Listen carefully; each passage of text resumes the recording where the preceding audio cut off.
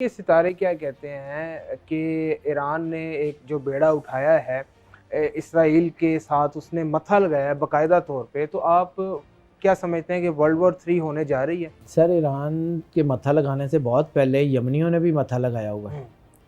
اور ایک حدیث سے شروع کرتا ہوں اس کے اوپر. یہ جو چیزیں ہونے جا رہی ہیں نا، یہ سامنے دیوار پہ لکھی ہوئی ہیں، کسی کو نظر نہیں آتی تو وہ اپنی آنکھوں کا علاج کروا لے. رسالت مآب سرور انبیاء صلی اللہ علیہ وآلہ وسلم کا فرمان ہے کہ تم دیکھو گے کہ وہ لوگ کہ جن کے پیروں میں جوتے نہیں ہوں گے وہ دنیا کی بڑی بڑی طاقتوں کا ناک زمین پہ رگڑ دیں گے. ٹھیک ہے. یمنیوں کے پاس تو یونیفارم بھی نہیں ہے، یمنیوں کے پاس تو جوتے بھی نہیں ہیں. کتنے بڑے بڑے بیڑے غرق کیے ہیں انہوں نے سمندروں میں. ریڈ سی ہاٹ ہونا ہے سر. دنیا میں یہ چیزیں ہونی ہیں. ٹھیک ہے. جتنی ہم جو ہے نا وہ حدیثیں خاص طور پہ اینڈ آف ٹائم کے حوالے سے، تو this is the beginning of end of time.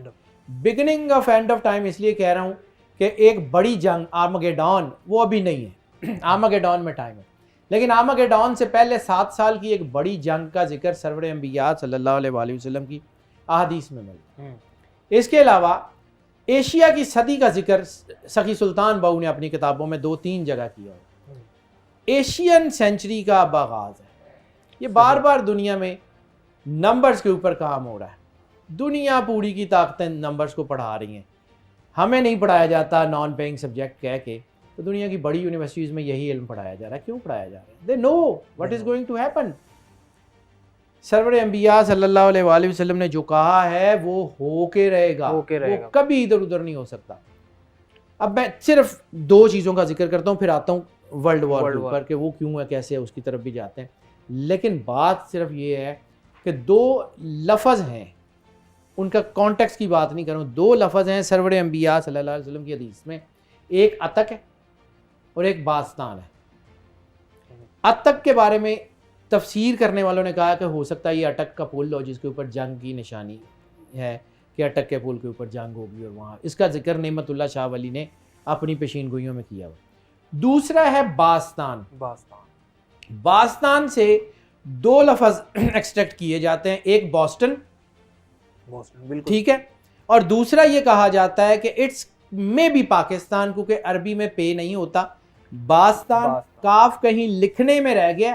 It is Pakistan, یا یہ وہ علاقہ ہے جس نے آخری دور میں کام کرنا ہے. اس کی جو ہے وہ سند کے طور کے اوپر رسالت مآب سرور انبیاء صلی اللہ علیہ وسلم کی ایک اور حدیث ہے کہ آپ خانہ کعبہ کے دروازے کے آگے کھڑے تھے، مسکرائے. صحابہ کرام نے پوچھا کہ یا رسول اللہ مسکراہٹ کا سبب کیا ہے؟ فرمایا کہ مجھے اپنے پیچھے سے ٹھنڈی ہوا آتی ہے، مجھے لگتا ہے میرے پیچھے اسلام کا قلعہ تعمیر ہوگا.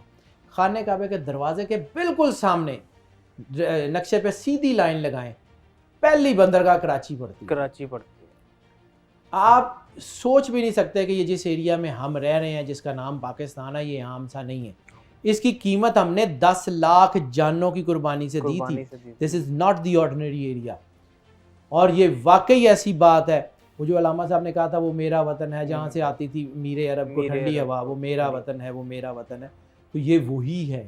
اب ٹھیک ہے، وہ انڈو پاک 4 حصوں میں تقسیم ہو گیا، اس میں بنگلہ دیش بن گیا، انڈیا بن گیا، پاکستان بن گیا، اور اس کے ٹکڑے ہو گئے.